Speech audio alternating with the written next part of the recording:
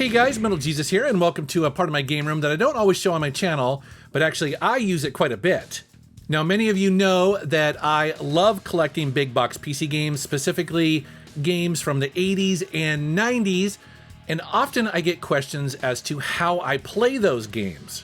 Well, in this video, I'm going to show you the three computers that I use to play those games. I have a Windows 98 machine, a Windows XP machine, and a Windows 10 laptop. And so in this video, I'll show you each of those setups in detail, as well as a bunch of gameplay footage. Let's take a look.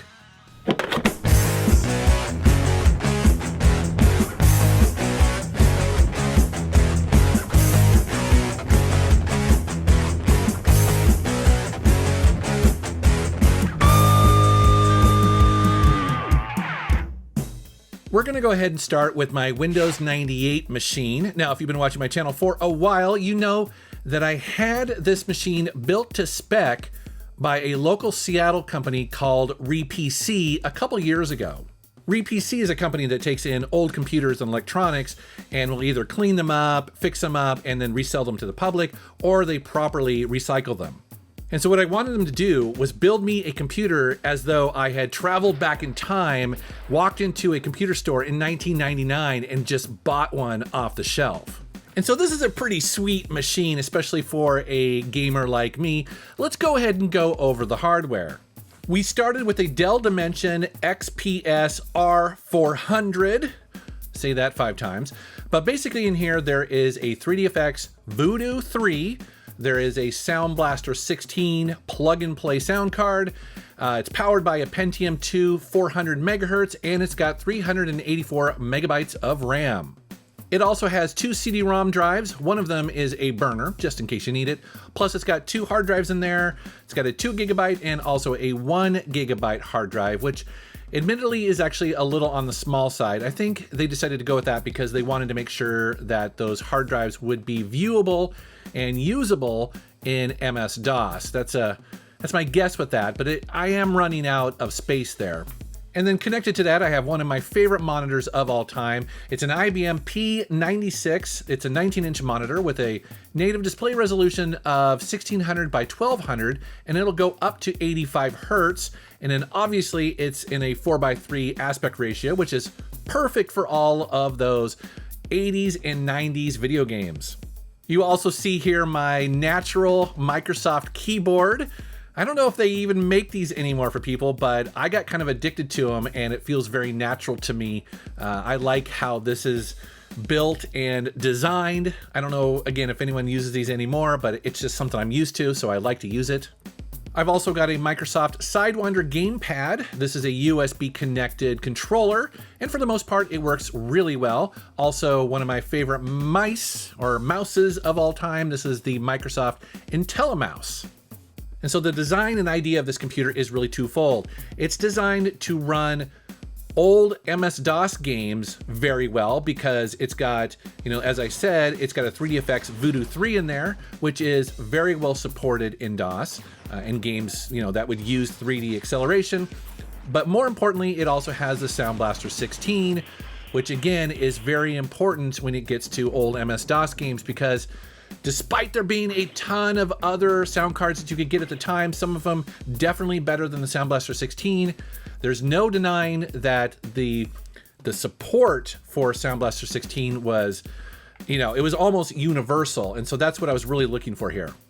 And then the benefit of going with some of these standard components is that you have the best support in Windows 98, which is notoriously buggy. I don't know how many of you remember going back and playing Windows 98 games, but even for making this video, I was running into a lot of just challenges. I mean, it's funny because sometimes I would just boot up Windows, a cold boot, and I would get a Windows error for no reason. It's just that it's just an operating system that is really buggy. And so my recommendation to anybody who's thinking of doing this, again, you can get some very exotic options for sound cards and video cards, but I recommend you just go with what is tried and true, which is best supported, and start from there. And like I said, this computer will run both MS-DOS games and also Windows 95/98 games really well. But there are some tricks and some things that you need to know about. The first one being is that a lot of MS-DOS games, especially ones that just will not run in Windows, will probably require you to make a boot disk. And what a boot disk is, it's a floppy disk that is formatted to have the MS-DOS system on it and basically bypass all of Windows and go straight into DOS, but more importantly, to configure your computer specifically for that game. So usually that involves the management of memory. Sometimes early games needed a lot of conventional memory, some of them needed extended memory, and so just be aware that if you're going to start playing MS-DOS games, you're probably going to need to learn a little bit about building a boot disk. Now, the good thing is, almost every game you'll buy, especially if you get the physical version like I own, they'll have little manuals in there to help you out. They'll basically tell you exactly what they expect, and often they'll give you examples of how that boot disk should look. And some games, like Full Throttle here, actually has a boot disk maker within the installation. So they knew that, you know, the vast majority of people were going to need to create a boot disk, and so it'll prompt you actually to make a boot disk. That said, there's also modern websites out there that you can go to, and you'll be able to actually get examples. You'll get more help. You'll also just get the ability to download some of the files that you need today. So running, you know, boot disk sounds scary, but running a lot of these games today actually is much easier than it was when they originally came out.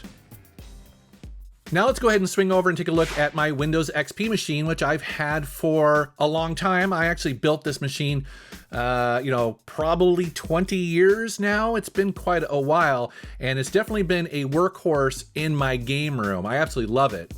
So this has an AMD Athlon XP 2100 Plus processor in there that is running at 1.73 gigahertz.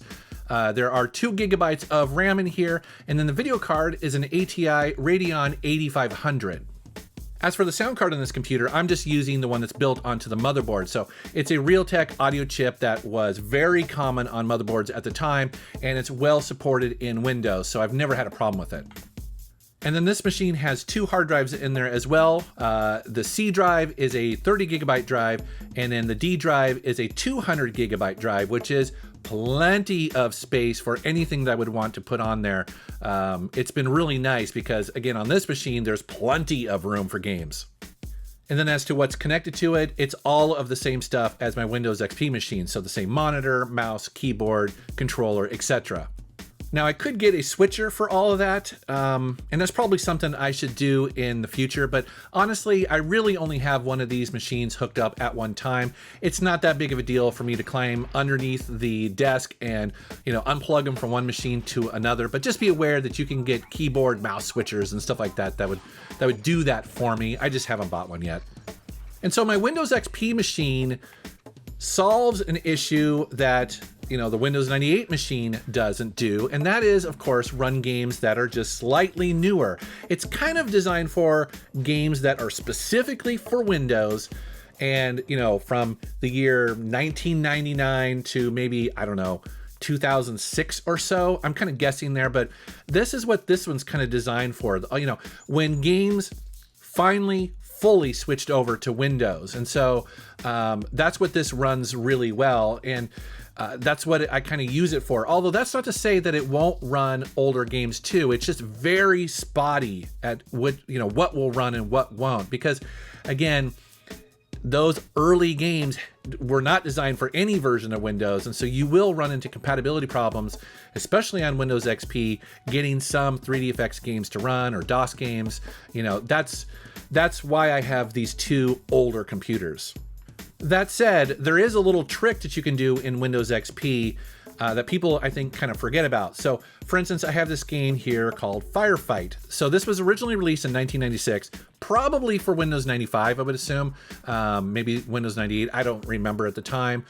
But when you first put the CD-ROM in the drive, it will not run. You double click on it and it doesn't do anything, at least on my computer. So it's obviously not configured or doesn't know what Windows XP is.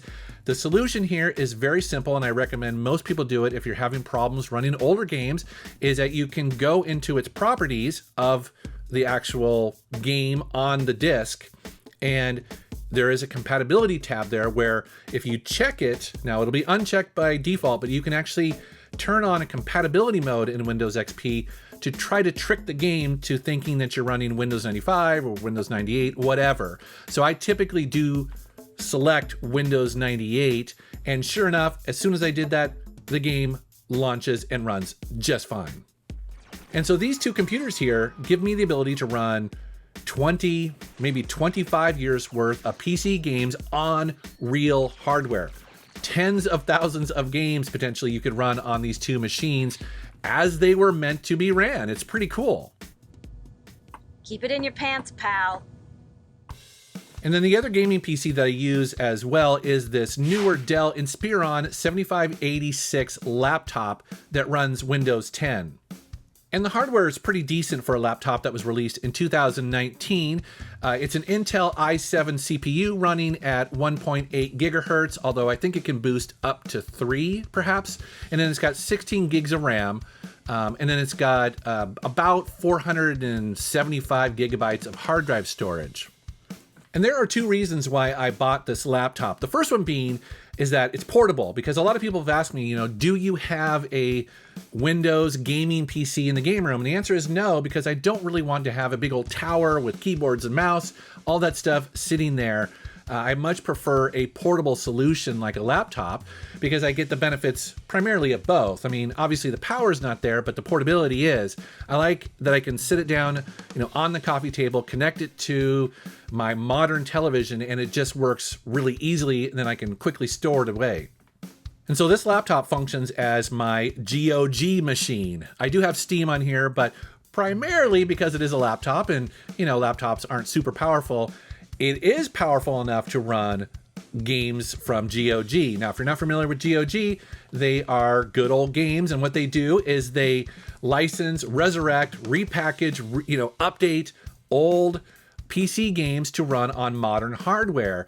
And you see my library here, and what I love about GOG is that, again, they are keeping a lot of these games alive and making it really easy to run. So yes, I often have the original physical version of a game, and I obviously have the old hardware, but it is nice to also have something that I can just very quickly, whip out and play on a 60-inch HD television as well.